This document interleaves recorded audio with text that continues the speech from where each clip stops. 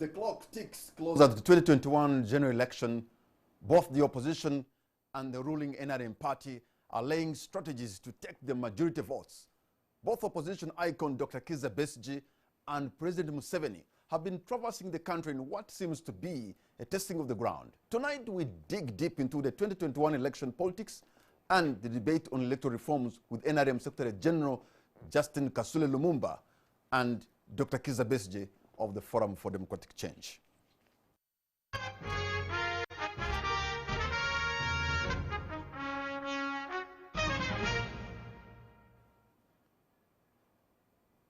Dr. Besigye and Honorable Justine Kasule Lumumba, thank you very much for honoring our invitation. A warm welcome to both of you. Thank you. Thank you very much, and a very good evening to all the viewers out there.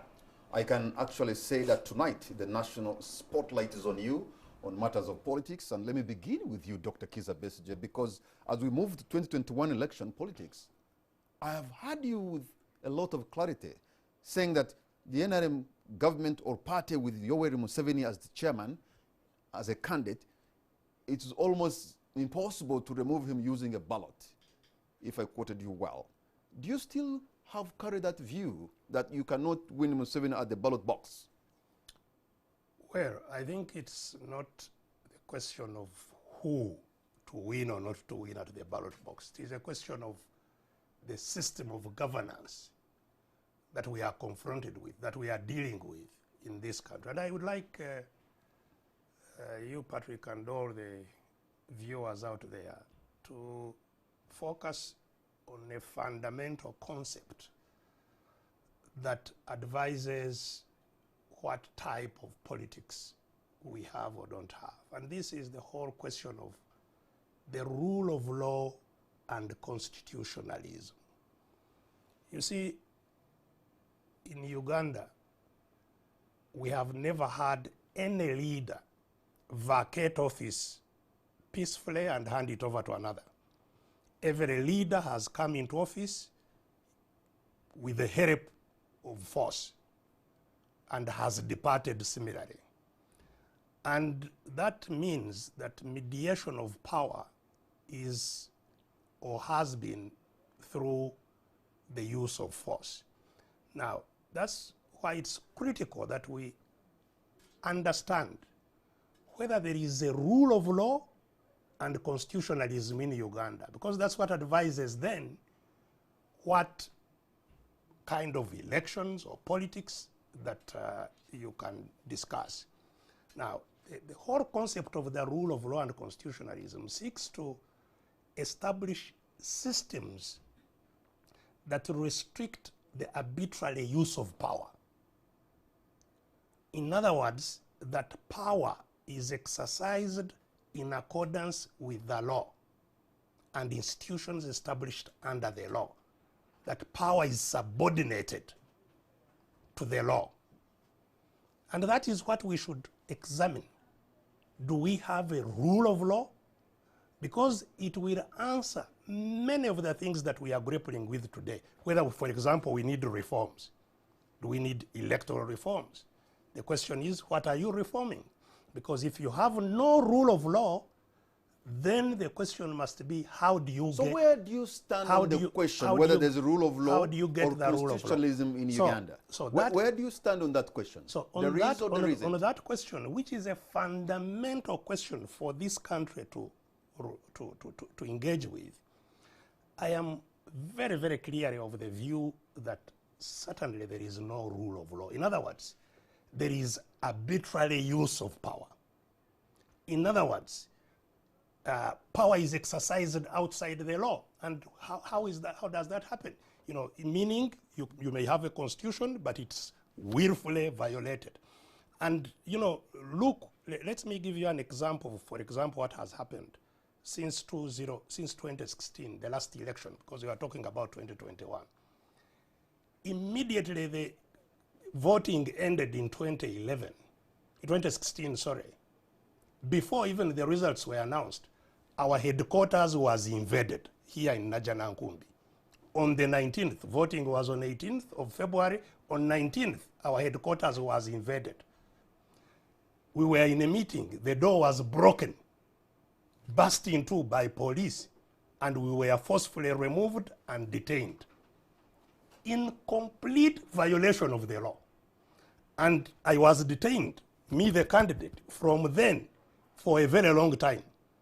And this was established through the courts. My lawyers, because they couldn't reach me, they ran to court and eventually got a ruling of the court many months later that indeed I was under illegal detention and detained in a place not allowed by law. This is an uncontested ruling of the court. So arbitrary use of power. Now, I'm contesting a person who is incumbent. He is the commander. He uses his forces to detain the other candidate outside the law, and then goes ahead to be announced and to be installed in as an elected leader. Now, that's where it begins. You have had us contest the outcome of that election, but I couldn't contest it in accordance with the Constitution because the Constitution requires that the candidate, only the candidate, can contest what has been announced. Now, the candidate was under illegal detention, so the candidate could not protest in the Constitution, according to the Constitution. So that means that the election was not conducted according to the Constitution up to the end. So you have somebody emerging and going into office without the due process for all candidates being followed. Now, so that's where it begins. So you have somebody exercising power. We have since then had attack on parliament. Again, uncontested, broad daylight, people filing out of the office of the president's office, getting into parliament, beating the hell out of MPs. You have a speaker lamenting. I'm sure you read the letter of the speaker. Again, uncontested, asking Mr. Museveni, who are these people who came and attacked us? I did not invite anybody to come into parliament. Who attacked us? So you have now this is the House, the supreme organ of the state, the supreme organ. Because if you say power belongs to the people, it means that the representation of the people is where all the power of Uganda is. It is attacked. This last week, we saw another attack. I don't know, the nth attack on the institution of the judiciary. These are the institutions, if you have the rule of law, that subordinate the use of power. Okay, thank you very much. I want to go to Honorable Justine Kasule Lumumba, but what you have stated is indicating that Uganda is devoid of constitutionalism and rule of law. Dr. Besigye, what would be your prescription to realign this country back to the rule of law? So, you see, that means that people have no power. Because if they had power, then they would be able to make laws that are effective, that subordinate how power is used. But whether there is law or not, people exercise power the way they want. In other words, we have a people that have no power. That's what absence of the rule of law means. That's why there is impunity. Somebody can kill you with impunity. You cannot do anything. And indeed, people can be arrested outside the law, detained outside the law, killed outside the law, exercise. So people have no power. So the struggle this country has, and that's why it's very, very critical for all Ugandans to appreciate these concepts. Because otherwise, when you are talking about, that there is some kind of a multi-party system, there is a ruling party, there are parties in the opposition, there is no such a thing.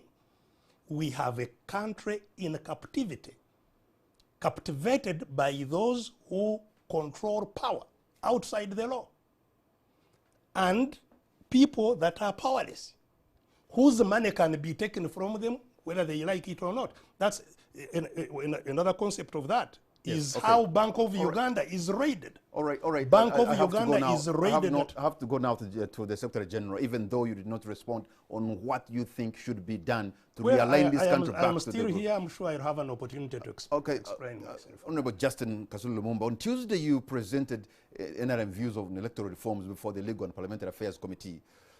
But you have also heard from Dr. Besigye, who is a man of substance. He's been, contesting against the NRM, and the things he stated really happened to him after the elections. He was arrested, he was detained. And then how do we get back this country to the rule of law and, avoid the things that happened to this gentleman, Dr. Kizza Besigye, immediately after the elections? Because these things happened. You cannot just sweep them under the carpet, can you? Before I talk about the electoral reforms that I present our party position about the proposed electoral reforms, and also issues that have come up that are not stated in the bills, I want to make a comment about what Dr. Kizza Besigye has said. Dr. Kizza Besigye is one person who has been part of the process of liberating this country before they took leadership of this country. But even after they took leadership of this country, he was part of the team that was given the responsibility to guide Uganda and make Uganda a better place. And even when we took a decision as Ugandans to go multi-party, Dr. Kizza Besigye has been in the leadership. With his party having constitutional space, which nobody is supposed to deny them. So the issue is, yes, you took up guns, went to the bush to come and make Uganda better, to have order in Uganda. And after you've come from the bush and you got here, you were in leadership positions with giving Ugandans a constitution, which you participated in and celebrated. I was still in school then. Now, here we are, we have a constitution which gives responsibility to different people, from citizens, to the people we lead, we people who are in leadership. If one is given responsibility, instead of saying somebody is abusing it, can you bring a proposal to tighten? If somebody is misusing his or her powers, if it is Kasule Lumumba, and you think Kasule Lumumba is deriving this from the constitution, can you propose? Because having a constitution means that all of these articles that are in the constitution, every section is supposed to have an enabling law for it to make that article operational. Some are not yet. I thought these are the issues that we would be discussing, to say, if the presidency is given a lot of powers, let's reduce on these powers and make proposals. And that's why we have... Sorry to interfere with your presentation. You see, what I'm saying is, the Constitution does not function. We are acting outside the Constitution, outside the laws. There is no rule of law, there is no constitutionalism. So you cannot say, let us amend the Constitution when it's not followed at all. Dr. Kizza, how do you amend, or how do you reform impunity? Now, Dr. Kizza Besigye, if you are saying there is no constitutionalism, there is no and rule I've given law, the examples, yes. Why then don't you bring proposals to tighten the law? Why don't you bring proposals? So you cannot tighten what does not work, what is not followed. If that is what you are saying, it does not work, then you are contradicting yourself. What you belong to a party. Okay, this is what I'm hearing from both of you. You belong to a political party. You belong to a political party that is supposed to offer alternatives. Now, if you are saying there is no rule of law, what alternative have you said? Yes, you have abused this, but we are proposing so that you stop the abuse in the future by tightening here. You see, can you bring alternatives? Yes, because look here, Dr. Kizza Besigye, I don't want you to run away from responsibility. It's God given. You cannot run away from responsibility. And that's why You are a leader. You are here not because you are anybody else. You are a leader to offer alternatives. Okay, there's so one thing. There's one thing I think. Wait. No, if there is because my job is to listen to you. If you are saying He's there is no rule of law, you as the chief opposition party in parliament with constitutional responsibility, where are the alternatives that you are bringing? So then that is one. That is now to us as leaders. But we also have a team that has come up to say, let's have a national dialogue, so that we have platforms where we can have this discussion go on. But as that goes on, we have also the National Consultative Council, where we have all registered political parties, which is chaired by NRM, Dr. Ruhakana Rugunda, deputized by Honorable Amanya Mushega, because and he is there because he was that responsibility of the deputizing by law is given to them by it is supposed the opposition, the second majority party, which is FDC. No, these are all platforms that I think if you fail in this platform, you can use this. You can use this. We've not run out of alternatives. I mean, of options where if we fail here, we can have a discussion. Yes. The challenge we have, Dr. Kizza Besigye, which I want us to discuss, is I'm not taking your responsibility to sit to discuss. Sometimes you people especially in FDC, where we've realized, yes, there are issues here, let's discuss. When we discuss and want to get to the table now to take final decision, you withdraw. Let me give an example. When it comes to iPod, we've really given as NRM some good leadership, members of SEC, we members of the Secretariat, to be members of iPod, so that we have a discussion. We can dialogue as leaders, leading political parties in the which are represented in Parliament. When it comes to the Public Order Management Act, which commonly people call POMA, we realized there were issues to do with there are no regulations. We realized that there are issues when you have when we have public meetings, the issue of notice. Some sections of people in police were taking the issue of notice, were regarding it as seeking permission. We said, let's discuss. Well, let's propose regulations. When it came now to discussing as iPod with the summit, FDC that had participated very well in proposing the regulations, they don't appear. For me, what I want to say, Dr. Kizza Besigye, all may not be well, but let's register there is something good. But there is room for improvement. Yes. But that does not make me, you and me, be above the law. You see, I think we are talking, at cross purposes. I'm saying there is simply no rule of law. In other words, the law is not respected. Institutions are not respected. I've given you an example of Parliament being attacked. How do you reform that in the law? How do you reform the attack on courts? Not once, not twice, not thrice. Even the whole judiciary went on strike. Still, the courts have been attacked. How do you reform that in law? How do you dialogue out of that? Tell me. So the issue is what I've heard, Honorable Justine Kasule Lumumba, that the laws we have, can't we at least follow and play by these rules? Because before we propose talking about making more regulations. If the Constitution, forget about the laws, the Constitution, the mother law, is violated at will, not once, not twice, what about a secondary law? What about regulations that emanate out of a law? That you are concentrating on making regulations to regulate a law when the Constitution itself is being blatantly violated day in, day out. The Constitution is very clear. You don't get money from Bank of Uganda unless Parliament has approved. How many times has Parliament, the Bank of Uganda, been raided and money taken out? Outside the law. So this is the whole question. If you are talking about, elections, we have had many elections. I have gone to court twice on both occasions without any person dissenting. All judges agreed that the election was not free or fair. In other words, that people's voices are not expressed and heard. So whether the election was annulled or not, that is a condemnation of the election. Now, and remember, when we indeed went to war in 1981, what was the reason?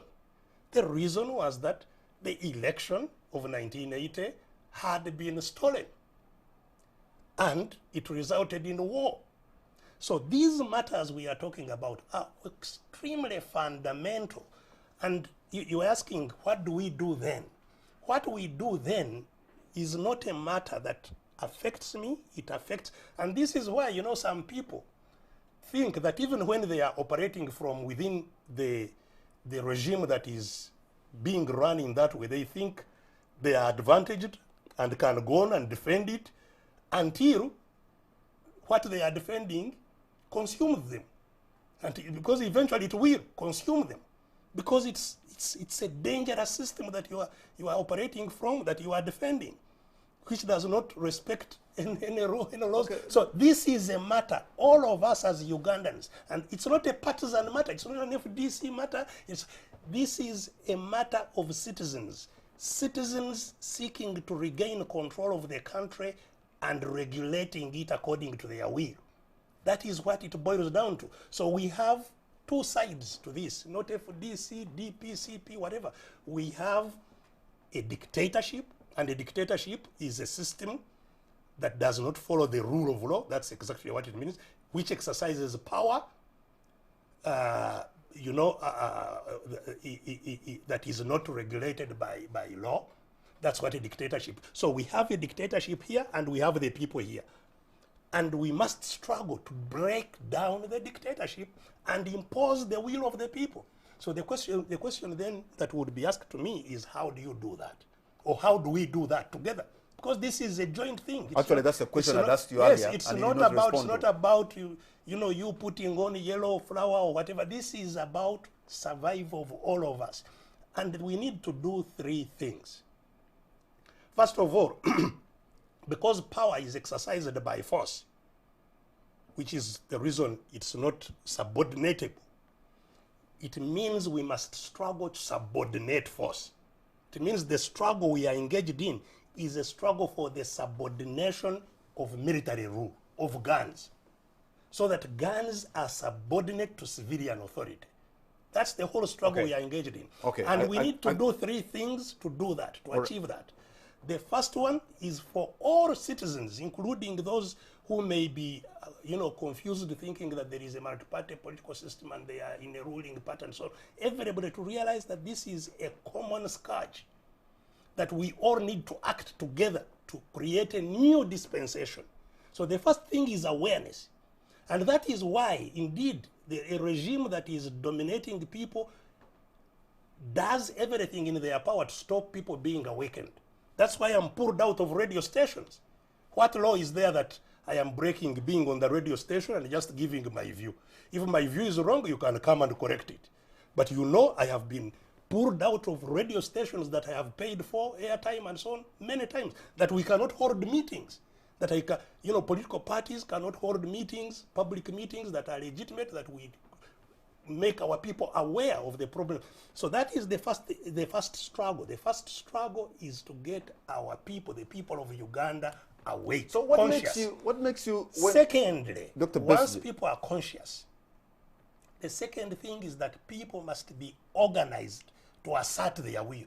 If people are disorganized, they will never assert their will. They may be many, and that's why even the British ruled us for 70 years when they were few here. We were all of us subjects of the Queen of England by force for 70 years. Why?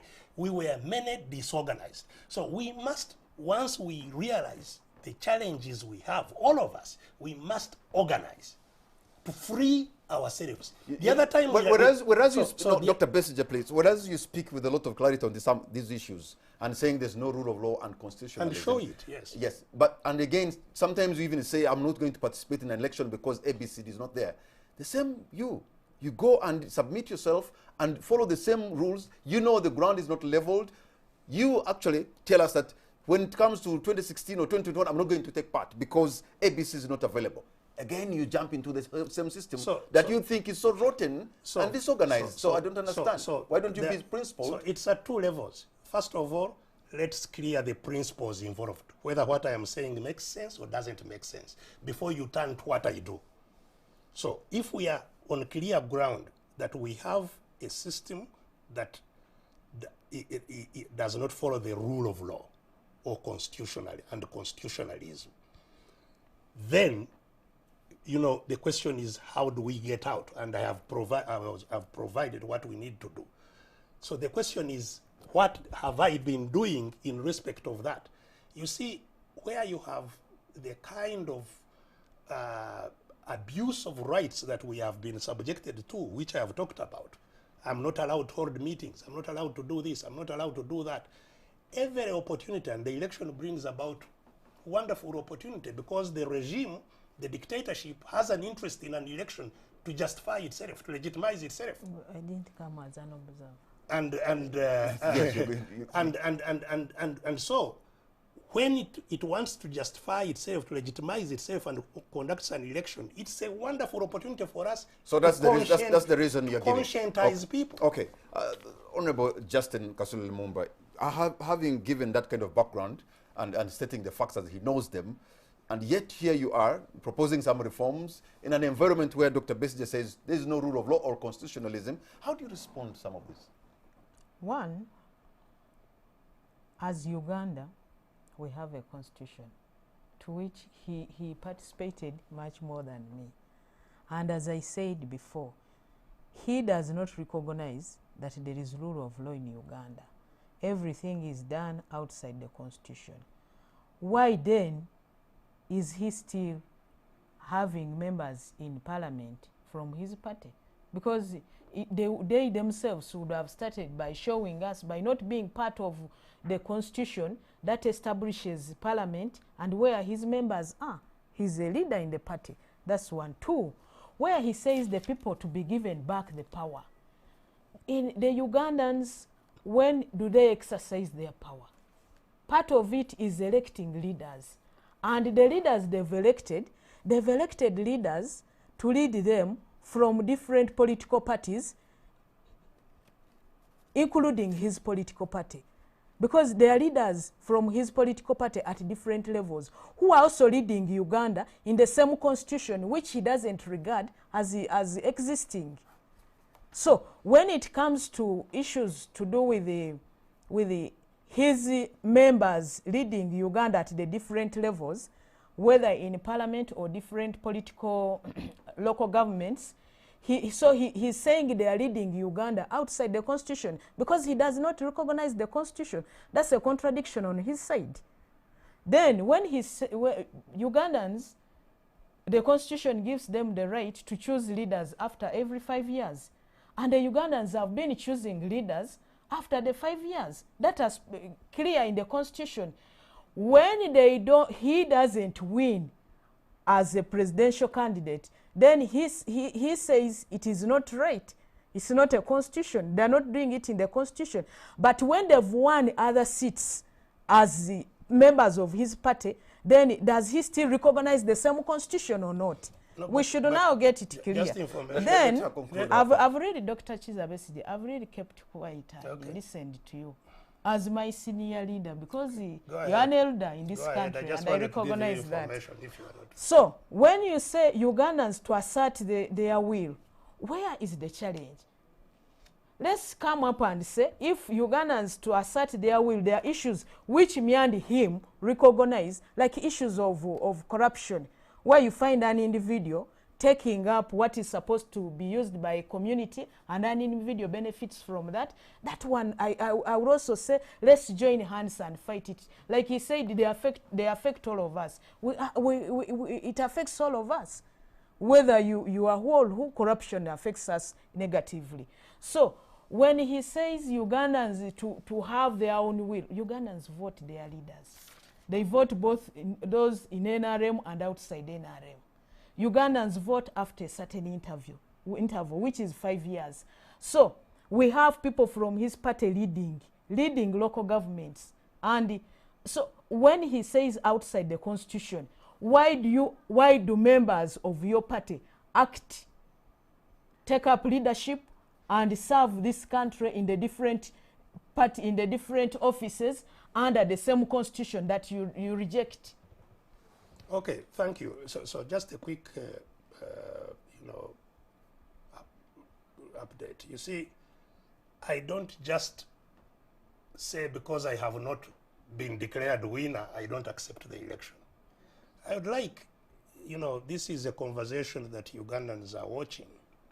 I have told you, in 2016, I was put under illegal detention. It's uncontested, in a place not allowed by law, not contested.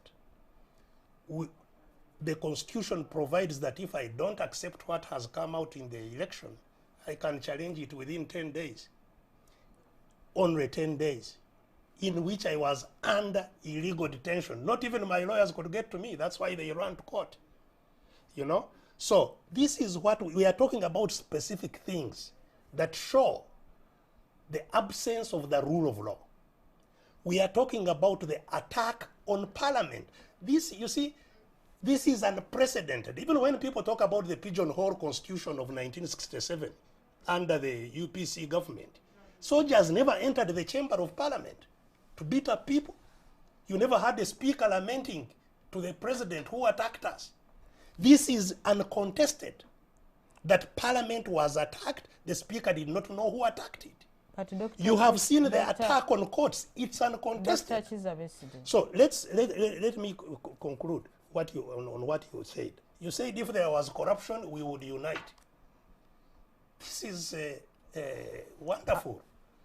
I didn't say if there was. I said there are challenges like corruption. Yes. So let's talk about that challenge also.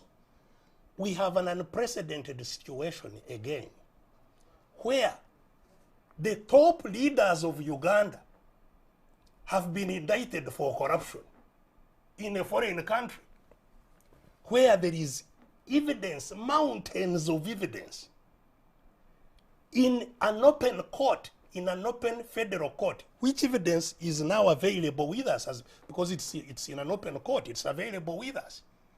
That I would have wanted, I would have expected NRM itself to interrogate its leaders, being, convicting somebody for bribing its leaders. This is, even being mentioned, this is something that if people had the power, the leaders would even merit before people talk, how. And by the way, that bribery thing was about selling our assets, because after the Chinese man had met Mr. Museveni, met Kutesa, they took him to the energy to inspect the oil things. So these are very, very fundamental problems that show the absence of the rule of law.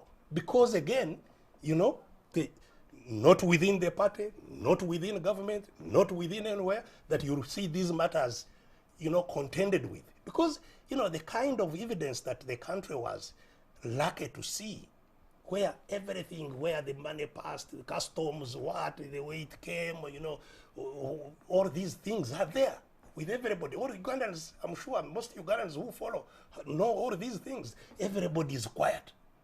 So these are the matters that show that we are not, we are simply operating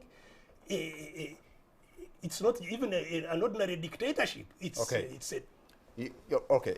But before I would request Mr. Kamara, Dr. Kizza Besigye contested in 2006, contested in 2011, even 2001. 2001, he also contested. But have you examined yourself what exactly happened in 2016 that happened to you? Why that? Why did it happen before? Oh, different things happened before. You see, and we presented all these in courts, by the way. In 2006, let me tell you what happened in 2006. I was outside Mulange when Somebody opened the fire in front of me and killed people in front of me. I was asking, why were you arrested in 2016? Why not 2001? Why not 2000? In 2006, 2011? no, in 2000, there must have been an issue. No, in 2006, And I was nominated from prison. I was nominated from prison, charged with rape, charged with treason, charged with illegal possession of guns, charged with terrorism. But you were nominated because you had it was done within the law. Of course, no. Yeah, within the law. Which law you disregard? By the way, then is one politician that has been locked up so many times than any other politician on the continent. And also the issue of him being detained in 2016, I remember as political actors, we had a meeting in Jinja and iPod, and by then FDC was chair, Honorable Nandala Mafabi was the chairperson, and we had a meeting and took on the president as head of the state and asked him, why is Dr. Kizza Besigye in prison? Why has this happened? And if you recall very well, when we went to meet the president, it was Honorable Matthias Nsubuga, the late Honorable Matthias Nsubuga, the Secretary General of DP, who led us. And what happened next, you know very well. Well, I don't but know instead, no, I'm telling you that because, you know, you may assume that whatever happens, there is nobody who takes action or who talks about it. But I'm telling you that whatever happened, even as political actors under iPod, we took a step and said, yes, you are the head of state. Why have you kept your competitor in prison? So the question is, how will that be stopped within the system? Then propose. Don't just disregard and throw away the constitution. The presidential candidate don't just throw away the constitution. Has only 10 days within which to challenge. But the election. That is now when you are bringing in electoral reforms, because we are proposing even to bring more days instead of only the 10 days, the number of days to be increased. But still, I was under detention for months, not even days. So the question of reforms, you see, the whole thing is. Yeah, but Dr. Kizza Besigye, this is when you would now have proposals that if you are a presidential candidate and it is you to petition, you know, other person can petition other than those who have been candidates, then let's propose that you should have this. Yes, you have rights, you are not above the law, but there should be this that should be done. Yes. And we expect senior people like you, yes, to be bringing those proposals. Yes, yes. And this is the time. And that's why you see, even when Honorable Amama Mbabas went to court after the elections, that petition, in the ruling, the government was given what to at least bring proposals to do with such amendments, and part of the proposed amendment, electoral reforms and amendments are part of what was in the ruling. You see, I am inviting you to be a part of me, not to see that what I am doing is detached from you, because what I am talking about affects you as much as it affects me. It affects all of us. What I am talking about is the use of force that is not controlled by law. The fact that I am illegally detained is use of force outside the law. When you attack an institution, it's use of force outside the law. The question is, what proposal can amend that, subordinate the force to civilian authority, to ordinary people? And that's why I'm telling you that there is no legal reform, administrative reform that you can undertake to subordinate the force. There is none. It will be done by simply defeating that force. And we can defeat it. That's what we tried to do when we went to the bush, and we defeated it using arms. What we have realized is that when you defeat force with force, the new force remains the problem. That's why 1986 did not bring qualitative change. We defeated the guns of Lutwa and Obote. The guns of Museveni are the problem. If we take up guns of Besigye, they will defeat guns of Museveni and become the new problem. So the whole thing is that, and we are not pioneers in this. We are not inventing the wheel. Citizens asserting their will non-violently and regaining power over those with guns. That's what we must do. It's not a process that will be done in a negotiating room. It's not a process that will be done in parliament or whatever. It is a process that will be done politically by you, Justine, uniting with me, uniting with journalists that are clobbered every day on the streets of Kampala because they don't want them to report what they report, and so on. Uniting all Ugandans to say enough is simple enough. Okay. We want our power back. But now, Dr. Kizza Besigye, you as somebody from the disciplined force to which you belong, the UPDF, that means you're a security person. But you are trained, not like me who is not even a recruit.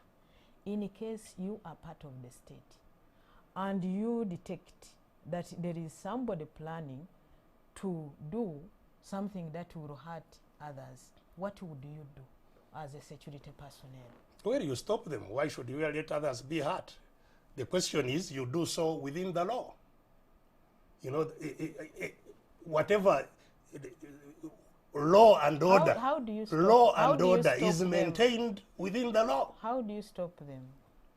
Well, you arrest them, bring evidence to court and charge them and prosecute them and lock them up or whatever, give them whatever punishment. Let me tell you, I have been arrested innumerable times and of course tortured. Not once have I ever been required to defend myself. All cases that have gone to trial have been dismissed without my need to even present a defense. In other words, they are totally trumped up. All of them, Okay. whether it's Okay, rape, this is what you're going to do. When Dr. Kizza Besigye is taken to court and there is a ruling which he says he even doesn't have to present his defense, does that mean you still disregard the judiciary? No, that doesn't mean that judiciary is independent. Even if I don't disregard Okay, it. Dr. Besigye. I go to court myself. I take cases you to can court. hold on to your points there because we are going to take a break and we'll be right back.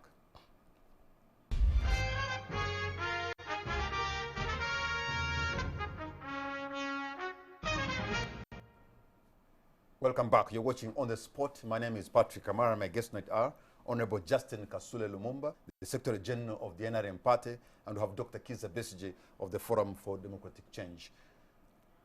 Honorable Kasule Lumumba, your national chairman has been traversing several parts of the country for what the opposition has called campaigning, early. Doesn't this tilt the playing field, given the fact that Dr. Besigye and other people are not given the same kind of freedom to also meet their people and have their meetings? When President Yoweri Kaguta Museveni was voted in 2016, actually when we were campaigning in 2015, 2016, there was the issue that was raised. Your Excellency, you don't come to us. We vote you, you don't come to us. We said yes. This time when you vote us, we shall come and listen to you. So he went to them, not as the national chairman of NRM. He has been moving not as as a presidential candidate for after this term, if he chooses to be or if the party endorses him, but he has been going to the people as the president of Uganda to listen to their issues. And that's why in the meetings, he met leaders of local governments. He met leaders of the women, leaders of the youth, leaders whether in a youth council or women council. He met those who are voted as leaders. That's why you see even in those areas where say you find the chairman of the district is not NRM, he was supposed to be in that meeting and he was supposed to have been part of the team that he contributed to the memorandum that was presented to the president. So he went as a president. So how do you and the president is free to go to Ugandans anywhere, anytime. So how do you explain... and discuss with them issues that affect them. How do you explain that wherever he went, we saw a group of people on those meetings, they declare him their sole presidential candidate. In fact, they even bring a board where he signs. If that is not campaigning, what is it?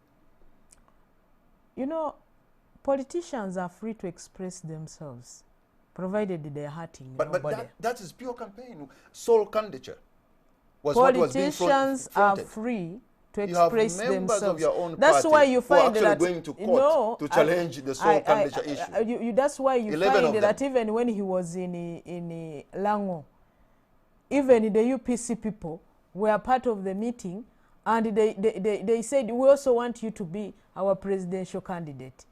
So could he have stopped them? Was he knowing what they were going to talk about? And why he let down people who are expressing their political feelings? So you still deny that's not a campaign? No, that wasn't a campaign, because it was a meeting for leaders from different political parties, provided they were leaders in that particular zone. To give a stamp of approval for a sole presidential candidate for 2021. But even what they wrote is part of what we are now looking at, to make sure where there are gaps in service delivery, some of them are handled, those that can be handled. Your response, Dr. Besigye? Well, first of all, you see, I don't begrudge somebody who is a head of state visiting the country. My very strong caveat when discussing all this is his legitimacy as a president. He has none, as I have explained. He has no legitimacy detaining your opponents, denying the constitutional right of your opponent to challenge an election and so on, and then you masquerade as a head of state. That is first caveat, that really he is not you know, a legitimate person exercising state authority. But secondly, having said that, the money that he's using, which he of course got as a supplementary, it was not even budgeted, and is distributing to those who are nominating him as a solo candidate. Every person received at least 300,000. All those LC1, LC, whoever came to meet him received 300,000. And in the outcome, they signed not as LCs, but as NRM, on a board of NRM with a bus and logos of NRM endorsing the sole candidate. So in other words, what was a national budget that I paid for was paid to do party work. And this is, you know, part of the abuse of power, because we see, you know, it's now even not talked about meetings of NRM that take place in State House that we pay for. You know, they go there, eat meals, have meetings in our house and so on. Of course, partly I believe because they have none of theirs. But, you know, that is abuse of power for a party to do its function using state resources. So that's what it was. Thirdly, if he has a right as a head of state to meet people and carry out state functions, as she's saying, why stop others who have rights under the law from meeting their own people or other Ugandans? Because there is absolutely nothing within the law that stops others doing the same. And I think that was your question. If he's doing it, why stop others from doing it? And of course, you can't even anymore pretend that it is POMA, you know, the public order, that you have not sought the permissions. Why even stop people talking on radio? So if this is not a monstrous tyranny, dictatorship, what else can it be? Honorable Justine Kasule Lumumba, in this discussion you have referred to Dr. Kizza Besigye as an elder, and maybe rightly so. But does it bother you that people who know President Museveni best, people like Dr. Besigye, people like Honorable Manya Mushega, people like Dr. Matembe, people who know him best, trust him the least? How many are they? He has been here leading us for more than 30 The years. people you call him the elder and the others, I've just given an example, who know him best than you, seem to trust him the least. Does that bother you? President Yoweri Kaguta Museveni has been a leader in this country for more than 30 years. Not only as president, but even as a leader in more posts he knows than I know. But President Yoweri Kaguta Museveni is voted and trusted by Ugandans who vote him because of what he has been able to do for them, what his government has been able to do under his leadership. Dr. Kizza Besigye and those you are talking about were with him before he became president and when he became president. When they were struggling to take up leadership in this country, they trusted him and worked with him. For whatever reasons I don't know, they fell off. I don't know what happened between him and His Excellency Yoweri Kaguta Museveni. Whether President Yoweri Kaguta Museveni fell off or he fell off or others, I don't know. For me as Kasule Lumumba, and I think even other Ugandans, look at him. What has he been able to, how he has led Ugandans, what we have been able to achieve as Uganda, as Ugandans, and even in the region. I think that's the basis as to why we keep trusting him.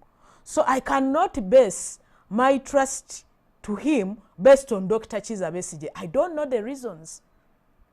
That is one. Two, when President Museveni presents himself as a candidate within NRM, the NRM people take a decision whether to have him or not.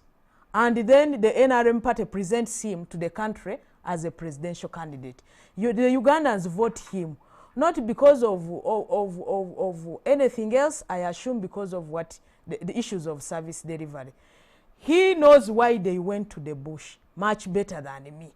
And I think it's for those reasons that Ugandans compare what happened then and what is happening now.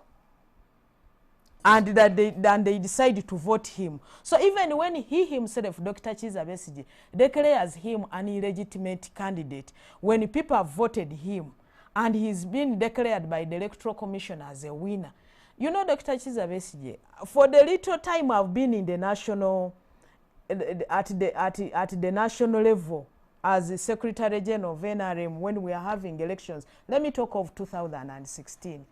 The biggest challenge we have, especially people who compete with NRM, you don't have agents at all polling stations. Because if you say you won, how many votes did you get and where? So that if you say they've cheated you, say there was cheated at this polling station. I stay in Mukono. But there is even a polling station where you didn't have an agent. So when you talk of President Museveni being illegitimate, that is now your personal view, which I cannot stop you to have. That's your personal view. But for me as Kasule Lumumba, President Yoweri Kaguta Museveni was voted and he's the legitimate president of this country for this term of the 5 years, because the mandate was given was for these 5 years. The issue of you not being allowed to go and have public meetings. I told you that let me begin with public meetings. We realized that the challenge maybe is because of the regulations, but also the interpretation of the word notice in the Public Order Management Act, where we agreed as IPOD that it seems police thinks this word notice, they interpret it to go and seek permission from police. No. It is to inform police that I want to hold this meeting. But also, police should be able to tell the organizers of the public meeting that you cannot hold this for this reason or the other. And let it be in writing. Because if somebody the organizer or the agent has informed you in writing, have also courtesy to, first of all, to acknowledge the receipt of that notice. that has been filed, and then write back. But do you do that as FDC? Do you do that as the organizer of the public meeting? Well, as you said, you know, I've already had quite a number of questions from her. Maybe Then the issue of I'm sorry, the issue of I don't want to draw conclusion because I may not have the full fact of what you may have for a particular question that I'm asking. So I don't want to draw conclusion as a leader. Then the issue of the radio programs.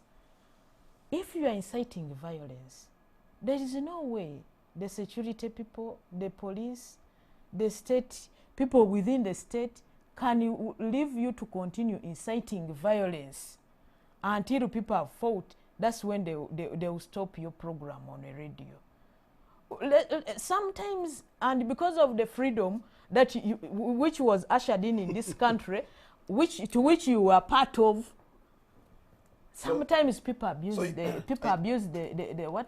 freedom of speech and incite violence. So you are convinced that in some cases Dr. Besigye is stopped from speaking on radio. I said in case you are inciting violence, do you expect the people in charge of security for that particular area to wait for you to conclude inciting violence before they take action?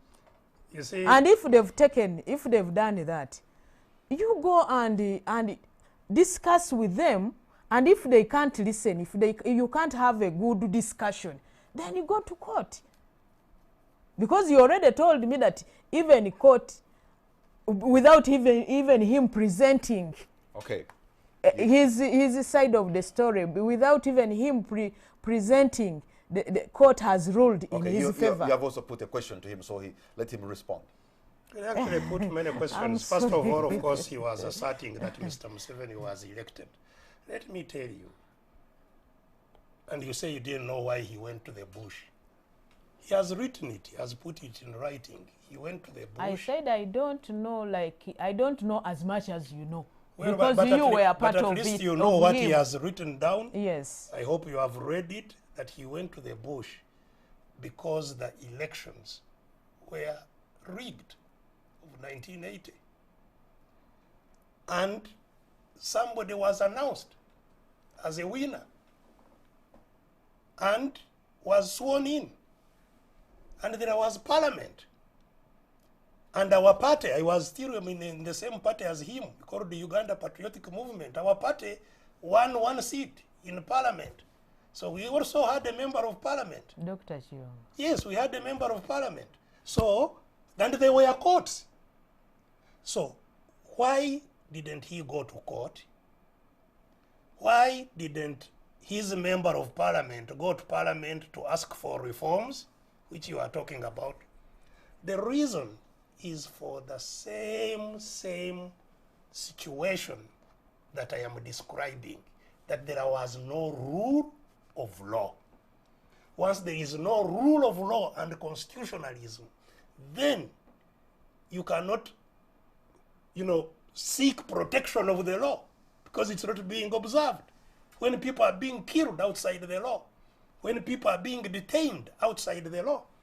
So, it would not be NRM arguing that because somebody has been declared a winner and sworn in, therefore automatically he should be respected, he's the elected person. You must come through a free and fair election. And unfortunately for Mr. Museveni, whose war, the war he started, which I participated in, led to more than 500,000 people dead. He has, on account of a rigged election, the elections he has that have kept him in office, none has been characterized as free and fair. Certainly by the courts ruled the other way around, that they were not free or fair. Indeed, as I have told you, in some of those elections, in the last one, he detained me at least after the election. In 2006, I got out on bail in January for the election to be held in February. I was nominated in prison, and so on and so forth.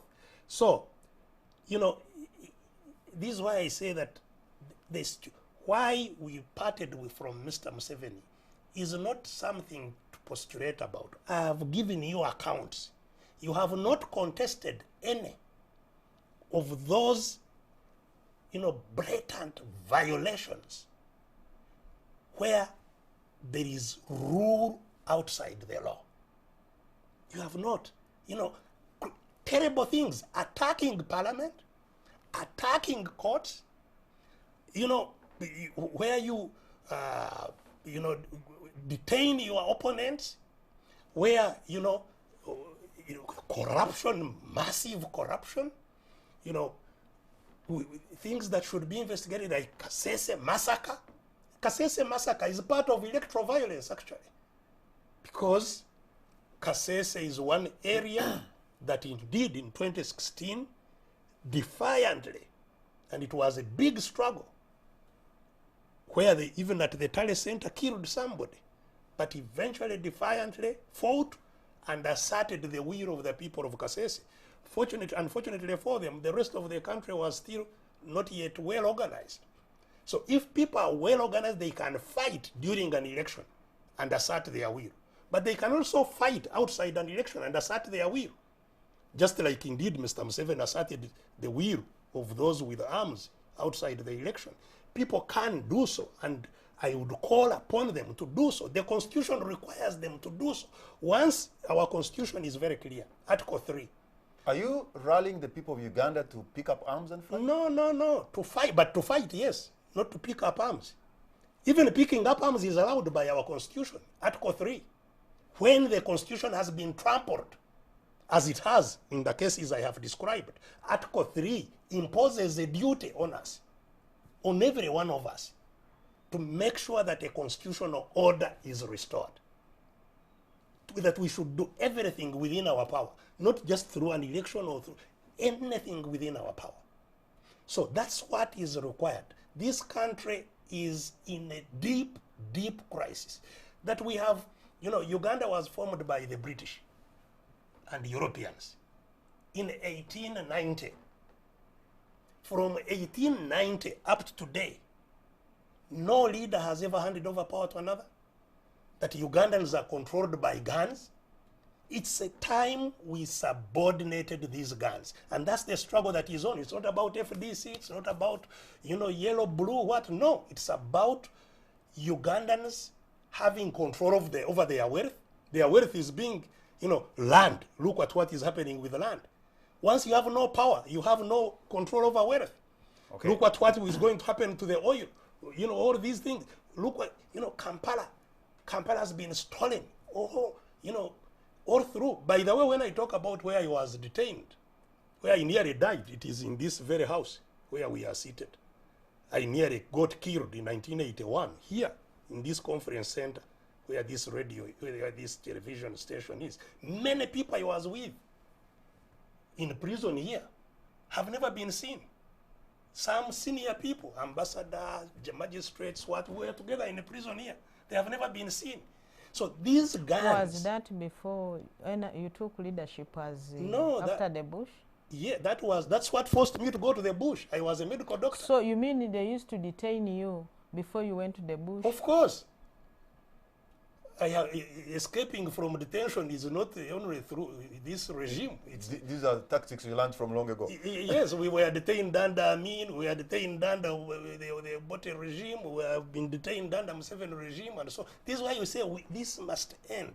We must live in a country that is ours, in which we can know that only the law will stop you, not some crazy person, who doesn't like you, stops you, beats you, imprisons you, releases you when he wishes. That arbitrary use of power must simply end. And it's that's what is, we are in a very divided country today. Those who exercise power and control over resources, are moving with suitcases of money and getting treatment abroad and so on and so forth. If our parents, or our children have problems, they are in Chirudu. dying in terrible conditions. So the division in that country is, in this country, is a result of the division in power. Who controls power? So power must be democratized. Okay. Bottom line. You have actually talked about some people who seem to be excluded in terms of also enjoying the state resources of the national cake. Honorable Justine Kasule Lumumba, how do you respond to, you know, a plethora of issues that Dr. Besigye has raised tonight? The issues Dr. Kizza Besigye is raising are issues that must be handled by all of us. Absolutely. When we are talking about the issue of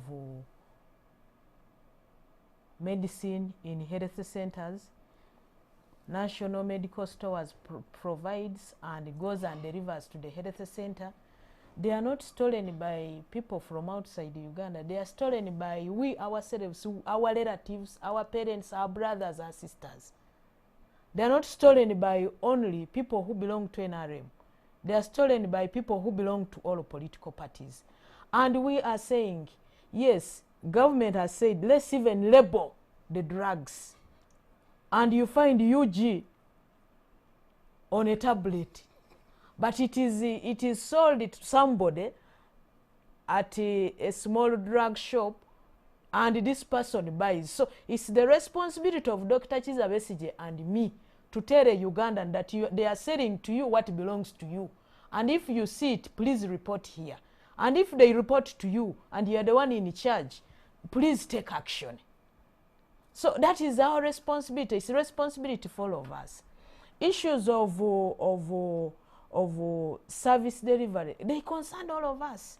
Issues of welfare of everybody, we are all concerned, because it is we who are given the responsibility, whether me in NRM, the ruling party, but equally the opposition also has that responsibility. True, they can so also what I'm saying is that instead of Dr. Kizza Besigye saying the constitution, rubbishing the constitution, rubbishing the laws, the issue is we should all get to the table and see what is wrong and make sure we fix this with a big nut where we can't have air going through. Now, when it comes to the issue of elections, you and me must make elections credible. You will continue complaining where I'm saying it is legitimate. And while I say it is legitimate, you cannot remove that word from me. Equally, I cannot remove the word illegitimate from your lips. But here we are. How do we make it better? Parliament has said we have electoral reforms. How do we improve?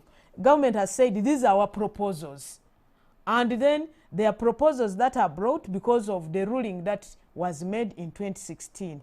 So how do we improve? They are proposing, let's not have Electoral Commission is saying let's not have cameras at the what? Cameras at the polling station. You and me, what do we say? How best do we want to have it? You went to the bush, came back, we had the first elections in 96. We were voting in this black achivera, black polythene bag. You have kept, we've removed that and said let's have it transparently. Now if you have said, we have said let's have it done in a transparent manner, done in a basin when everybody is seeing that everybody is carrying one ballot paper. Others are saying we shouldn't have cameras. Others are saying let's have it done in a transparent manner. These are the issues now we should be discussing. But you rubbishing everything makes it so difficult for yourself, but even for those who are in charge. Okay. Honorable Justine Kasule Lumumba and Dr. Kizza Besigye, we're going to take a break. And when we come back, I'll open the lines so that you too can be a part of this discussion. You'll see the numbers on your screen. Please pick your phone and call and make it very precise so that you can have maybe a couple of callers to engage these leaders here. We'll be right back.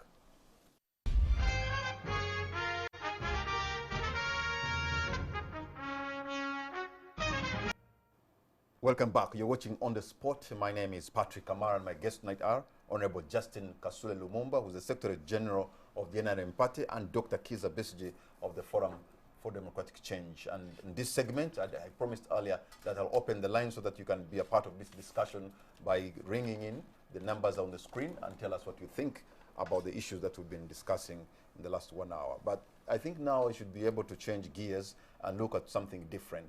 The United States government had, issued a statement about General Kale Kaihura, putting a lot of allegations, saying they are going to deny him visa to travel there and his next of kin. But I'm more interested in the response that he gave, that is attributed to him, that he wrote. He's saying, of course, denying these allegations, but he's saying whatever he did then, he was doing it as an employee of the government of Uganda. So in other words, the American government is challenging or even abusing the sovereignty of the state. How would you respond to that? You know, it is people in the Western world who used to talk of fair hearing. It is very unfortunate that a government of America can take such a decision without even putting it to General Kaihura and be listened to. Because assuming whatever allegations they have against him, he challenges them and they are not true. Even just proving that point that he has said that he was doing everything on behalf of government. So when are they going to listen to General Kaihura so that he, but also be able to know that Uganda is a sovereign state? And they are doing this simply because the intention is to scare people in security as we move towards elections. Because for me, that's how I interpret it as a politician.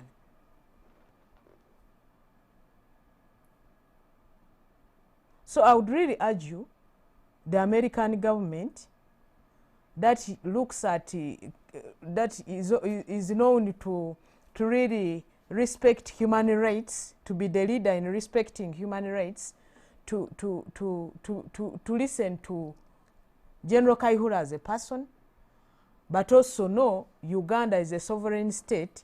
If there are issues, let discussions be done on table. Okay. Between governments and governments. You're saying, but also, let it not be a strategy to scare people in security as we move towards elections. So as we move towards elections in this case, who should be running scared? No. It shouldn't be that people should be scared, should be running scared. But if you look at this, it is meant to intimidate people who are responsible for security in this country. Dr. Besigye, I remember back then, I think NTV had just started and then they picked one of the promos they're using in the news when you raised your finger, index finger, and saying Kaihura, Kaihura, Kaihura. You, as if, well, the prophet of doom for the man going down. Well, indeed, you know, on many occasions, people tend to think that maybe I have some supernatural powers of predicting what will happen. But it's, I think simply logic. You see, the question is, in this case, has Kaihura, in the discharge of his duties, overstepped his mandate? Has he acted outside the law?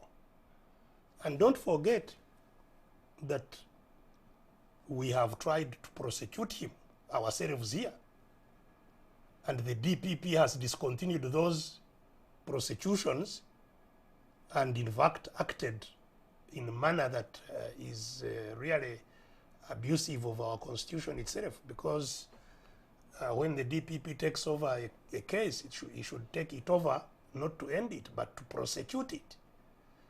And therefore he should work with those who were prosecuting to get the evidence that we intended to lodge in court and so on, and carry on with the prosecution. That has not been done. So in other words, it should be saying what the Americans are alleging. So before you talk about Americans or whatever, the first question we need to engage with is whether he violated rights. And I can answer in a very, very clear yes. Because we have seen, I mean, and you've seen pictures of how people have been you know, you remember when I got out of jail, I don't still remember whether that was after 2016. I think that was after 2016, when people were being hammered left and right all the way as they drove me to Kasangati. And, you know, Kayihura said, yes, he's the one who ordered them to do so. And, you know, he has no regrets in what he did. He's on record, you know, public, saying, I'm the one who has done this. You know, literally chest thumping. But what he was claiming was a crime. He was claiming to commit a crime, an abuse of rights. And, you know, so you can, when you are doing it, and even I remember in 2015, in fact, there was a big headline that I have been referring to, where he was saying, what I do, I am ordered by, I am under orders by the president. And the president did not deny that indeed it was him ordering. It's on, all these are on record. So Kayihura was violating the law. And he was acting indeed as an agent. It's not Kayihura really, it's his, Kayihura is his master's voice. You know, when we were young, there was a gramophone, the only music instrument at that time, which had a head and needles you would put. It was called his master's voice. That is Kayihura. He is his master's voice. He was carrying out the wishes of his master. But if that's the case, Dr. Besigye, if that's the case, then the master is smarter, because the master had locked him up, taken him to court, and he was facing these charges. If the American government is alleging these things, Uganda can say, well, for us, we know better. Actually, he has been on trial. He has been on trial. Of course, his master is smarter. There is no doubt about it. And this mistake of becoming his master's voice is not, it's not only Kayihura who has become his master's voice and paid a huge price. And his master's voice, whoever acts as his master's voice, must know that he is committing a grave mistake on his own part. Because first of all, even before the Americans come or anybody, the master himself will be interested in eliminating you, so that what you have done on his behalf does not in the future act against you. And that's why, you know, all these people who have been hiding security, where are they? In fact, the person I fear most for now, whose life I fear for, is Kayihura. I think Kayihura. And why is that? Because, you see, his source of danger comes from both sides. Those he violated rights against, and violation of rights. Indeed, the Americans are right. Violation of right is universal. When I violate right against you, I violate it against all human beings. That's the principle of human rights. It's universal. That's why you can't say Americans should not say anything about us. No, they must. We have signed covenants that have made abuse of rights universal. And that the Magnitsky law that is being applied is on that basis. Abuse of rights is universal. And so it's incumbent upon citizens elsewhere, especially those who are living in freedom, to protest abuse of rights in dictatorships. Okay, let me involve Ugandans who have been calling, and they just want to give their views on these particular issues we've been discussing. And I have a call online. Hello? Hello? Hello? Good evening, sir. What's your name and where are you calling from? I'm called Juma Kamadi. I'm calling from Munyonyo. Okay, you're on air, sir. Thank you very much of those guests you have brought for us. Hello? Yes, you're on air. Please go on. So I have nothing, I have no question to ask, but I'm thanking Dr. Kizza for the very good conversation he has given to us. I need you as to assist us to bring the head of state. They exchange words with our leader, President Dr. Kizza. Okay. Possible. Thank you. Thank you very much. Our caller from Munyonyo there. For you, you seem you're happy with Dr. Besigye's submissions, and you you're happy with the engagement. Let me take another call online. I have a call online. Hello. Hello. Yes, good evening, sir. Hello. Hello. Hello, officer. Hello, officer. Good evening, sir. What's your name and where are you calling from? I'm called Baluk Richard. I'm in Kasese. Baluk Richard in Kasese, you're on air. I'm in Kasese. Oh, it looks like we have lost the connection to Baluku Richard in Kasese. What a pity. Let's try to get another person. We have a call online. Hello. Hello. Okay, that one is giving us an echo, so I'm going to go to another line. I have another call online. Hello. Okay. I'm going to try the last attempt. Looks like we're having connection issues with those who are trying to call in from different lines. I have one more call online. Hello. Hello. Yes, good evening, sir. What's your name and where are you calling from? This is Gerard from Hoima. Gerard in Hoima, you are on air.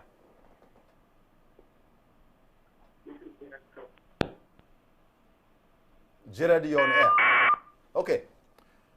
I think I'm going to cut the lines because I'm having a problem with them. But just in case my producer and the technical people in the production, if they can be able to make it sort that problem, then we'll have them run again. Yes, Dr. Besigye, you've made your submission, and I'm thinking if the issue is violation of human rights, and ever since we started this discussion here, Dr. Besigye was talking about violation of human rights left, right, and center, then it appears maybe there are many more people other than just General Kaihura who could face a similar problem.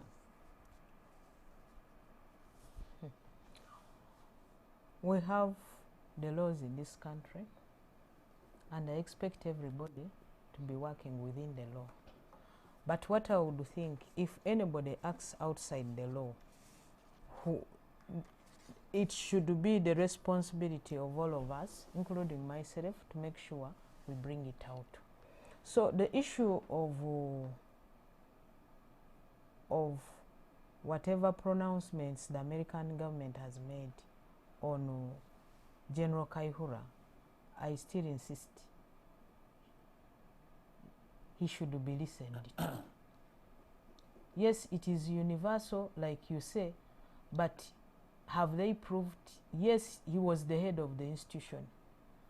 But even whatever happens in the institution, we cannot pin it on him, because some of them happen when me and you are seeing. You can exonerate somebody and say, yes, he was the leader, but so and so is the one who did it.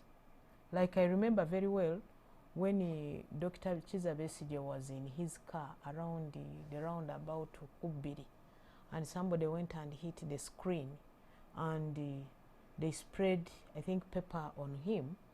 Everybody came up and condemned it, and the person who did it was singled out and was held responsible for his actions. In what way? So, in what way was he held responsible? But where is he? He's in the police. He's there. You follow up, you find out. We started follow it up, you find out that your son, because I know you know him, is your son in an African context. The institution held him accountable for his actions. In what way? And even the disciplinary action was taken. I'm not aware. Him. Okay. Our time is almost out. I'm going to ask you, Dr. Kizza Besigye, to give us your concluding remark on the show tonight. Well, first of all, I think to the gentleman who called from Munyonyo, he was saying that, you know, these issues that we are engaging with, we should even engage with them, with Mr. Museveni directly. I think he was putting a challenge on you. You invite Mr. Museveni, he sits there, and I sit here, and I put all these things to him directly. You know, he should now account for the war he conducted that led to the death of 500,000 people, why that war was conducted, and what has happened subsequently. You know, the accounts, you know, we should be confronted with all these things. You know, the 10-point program that we came out of the bush with, democracy is attacking parliament, the democracy that people died for. Corruption is him being, you know, accused of corruption internationally and people sentenced to prison for bribing him. Is this the corruption that people died fighting for? You know, security, all these things. Let's I think that is a good suggestion. I would challenge him to a discussion across the table. Because, you know, we were young people. We gave up our lives. We gave up our professions to try and cause change in this country. You know, those years in the bush, you know, they're very painful, you know. We are young people. Why did we go through that? Only to come back and do worse, you know. So these are matters. He's right. I think it should not be just talking in quiet rooms. These are matters that the country should engage with upfront. And more importantly, as I said, and Patrick, is that we shall not get out of captivity lightly. We are captives. We are captivated by force of guns. We shall not get out lightly. We must fight out of it. We have chosen to fight without guns this time as the right strategy, and we must do so, whether there is an election or outside an election. Fortunately, Ugandans, I think in a large measure, have woken up. All over the country, people have woken up. Those who were saying, Tweba Katulo, we are sleeping, NRM brought us sleep, hunger woke them up a long time ago. All right. This is the time, you know, to really solve this matter once and for all. It's not a struggle. It's not a struggle. It's not it's not a recent struggle, as I have pointed out. This is a struggle that comes way back from before independence, being controlled by guns. This is the first time that we shall solve it. All right. Thank you very much, Honorable Justine Kasule Lumumba. Your concluding remarks. The issue of bringing here His Excellency Yoweri Kaguta Museveni to have a discussion with Dr. Kizza Besigye is good, but I let it not be done with the spirit of individuals having a discussion. It should be institutional. It should be institutional because Dr. Kizza Besigye, in politics, he belongs somewhere. His Excellency Yoweri Kaguta Museveni, in politics, he belongs somewhere. Let's have that discussion at institutional levels, not individuals, because we have also a challenge in this country where some people want to individualize issues and individualize issues leaving out institutions. Let's move as institutions because that's the best way we can build so that even when me and you are long gone, the institutions will still move. There are two institutions, so the captors and the captives. Those are the institutions. We can get representatives of those who have captured the country and those who are captives. Those are the institutions. I don't recognize these, when Dr. Kizza Besigye was still working closely with President Yoweri Kaguta Museveni, others like Honorable Cecily Ogwalo were using his language. When he stopped working with His Excellency Yoweri Kaguta Museveni, he's now using the same language which Honorable Cecily Ogwalo used to use. How do we stop that? It's the responsibility of all of us. Okay. Thank you. We should stop personalizing. It's not personalizing. And we should not only change the language when we stop working with him. Even when we are working with him, like me, I've recognized the issues of corruption. I wrote about corruption I wrote about corruption in 1999. In that document, I was still in NRM. Dr. Kizza Besigye. There were no parties even at that time. 1999, when I was going to be court-martialed. You've forgotten? Okay, you had your time, sir. So, issues to do with the attacking with the parliament. We also saw how members in parliament behaved, jumping on that table, the power of the speaker, the sanctity. But these are issues we should all come up and portion blame. You did wrong, not to say that security did wrong to come in to make sure the sanctity of the table of the speaker is preserved. The speaker is in So, charge of the the parliament, discussion, not anybody. He did not call for help. She did not call for help. but the state shouldn't have looked on All right. when others were All right. beating Thank others. you very I want much. to thank you. I want to thank you, Patrick Kamala, and I also want to thank Dr. Kizza Besigye. And as somebody who recognizes him as an elder, I was calm and listened to him. But for me, lastly, I want to request that let's work together. Issues of running away when the responsibility has come for us to take a decision for the good of this country, which is so common with FDC, we should stop and have a discussion and agree on a way forward to make Uganda better for both. Thank you very much, Honorable Justine Kasule Lumumba, Secretary General of the NRM Party. Thank you very much, Dr. Kizza Besigye from the Forum for Democratic Change, and all of you who have been a part of this discussion. You've just heard from Dr. Besigye that there are two groups of people, those who have captured and those who are captive. So I don't know where you belong, but if anything, we should belong to the family of Uganda, or we can debate like they have debated here. They have disagreed, but with respect. I think that should be expected from each one of us. Thank you very much. Good night and God bless Uganda. Good. Yeah.